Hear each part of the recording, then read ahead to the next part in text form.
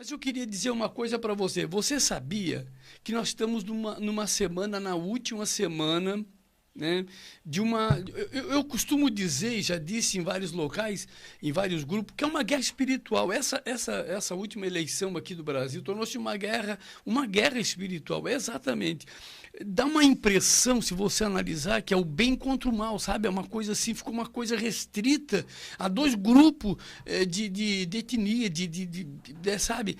Por exemplo, essa eleição é uma vitória, o Deus, é uma vitória de Deus, né? Você vê que a coisa é muito apertada, é muita luta, é muita briga, é muita disputa.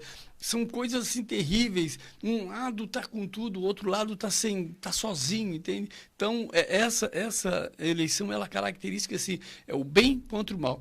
E para você ter uma noção, deixa eu trazer para você aqui o que a nossa Constituinte, ela dá de direito, sabe? A nossa Constituinte diz assim, temos direito legal, né, de se posicionar politicamente. O artigo 5 da Constituinte, certo? O artigo 5 da Constituinte, ele todos são iguais perante a lei. Inciso 8º diz, ninguém será privado de direitos por motivos de crença religiosa ou de convicção filosófica ou política.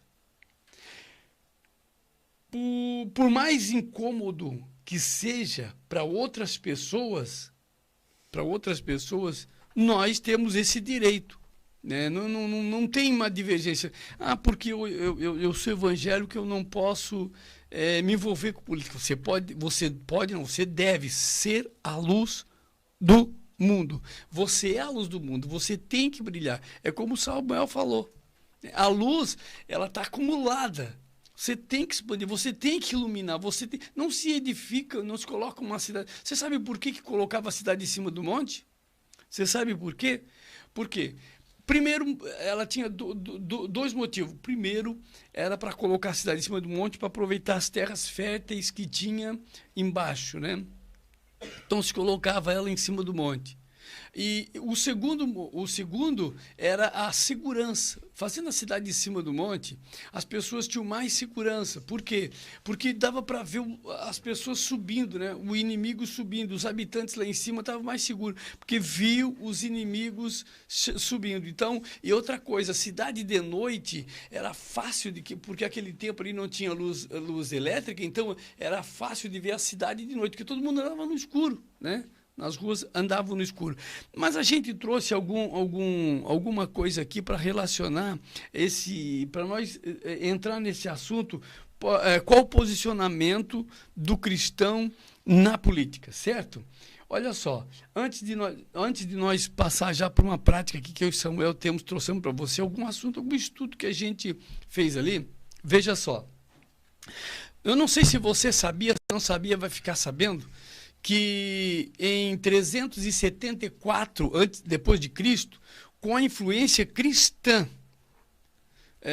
o Império Romano promulgou uma lei proibindo o infanticídio, o aborto, o abandono de crianças no Império. Isso foi no Império Romano. Foi a influência cristã que criou as universidades.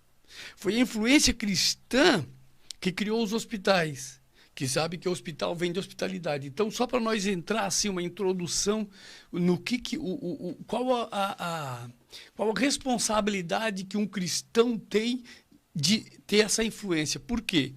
Você já notou que geralmente as escolas foram criadas por causa do colégio, né? Por causa de colégio, pela influência cristã.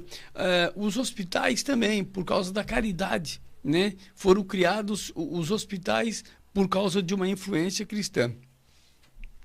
E nós temos aqui, a gente trouxe alguma coisa aqui com respeito a essa influência. Por exemplo, nós temos uma pessoa que ele foi influente na vida de Israel. Ele foi o juiz, né? Foi o quinto juiz, que foi Gideão, que foi o quinto juiz. Até fiz uma colinha aqui para nós, para ajudar a gente, né?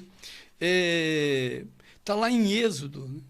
Tá lá, não, em Êxodo não, tá lá em Juízes. né? Foi o quinto juiz, né? E ele era uma pessoa limitada. O Gideão, ele era muito criativo e ele era fazendeiro, né? A história dele começa lá em Juízes 6:1 e termina em Juízes 8:32, quando aconteceu a morte dele, né? Quando ele morreu, certo? Lá em Juízes 14, fala sobre as limitações de Gideão, né? O Gideão era de uma família pobre, muito pobre, né? Muito pobre.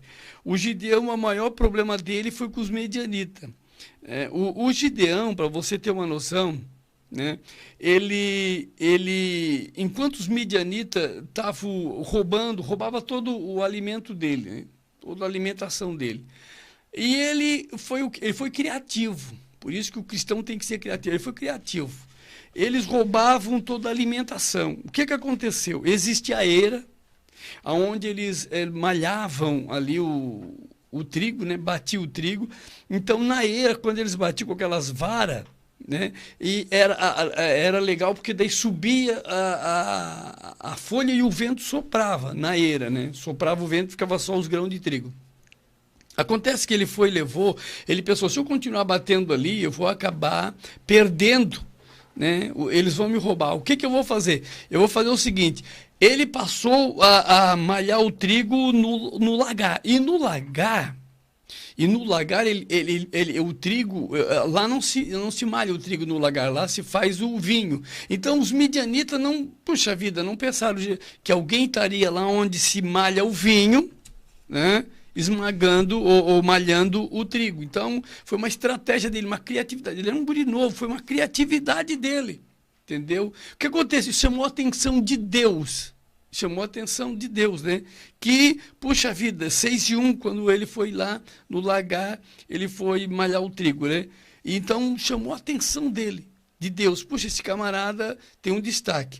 Lá em 6:37 e 40, também de Juízes, ele faz aquela prova com Deus, a prova do velo de lã. Mas o que mais elevou, Samuel, o que mais fez a luz, por que Gideão brilhou tanto? Qual foi a ápice de Gideão?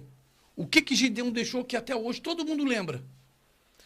Gideão ficou conhecido por ele ter saído com os 300 homens, né? Ele selecionou 300 com a direção de Deus. Ele provavelmente foi bem mais do que 300. Só que Deus foi filtrando. Cada passo, cada detalhe, Deus filtrava. E isso, se a gente for debater aqui os filtros que Deus usou para escolher 300 homens valorosos, nós vamos tocar a noite toda, mas ele ficou conhecido por Gideão e os 300. Que, na verdade, culminou com uma derrota terrível dos midianitas, né? E está lá em Juízes 7:7. Então, com 300 homens, ele fez... Se a gente parar para analisar, os 300 homens tem muito a ver com aquele filme Os 300, né? Porque, poxa... Associa uma coisa a outra. Isso, não tem como tu não associar. 300 para 300 é a mesma coisa, é baseado... O estilo de treinamento do exército era diferenciado. Uma pessoa que entrava para o exército desses 300 era uma pessoa muito bem qualificada, e se não fosse qualificada, ela também não era aceita. Dependendo das características, tanto física quanto intelectual, ela era selecionada para fazer parte desse exército. Então interessante que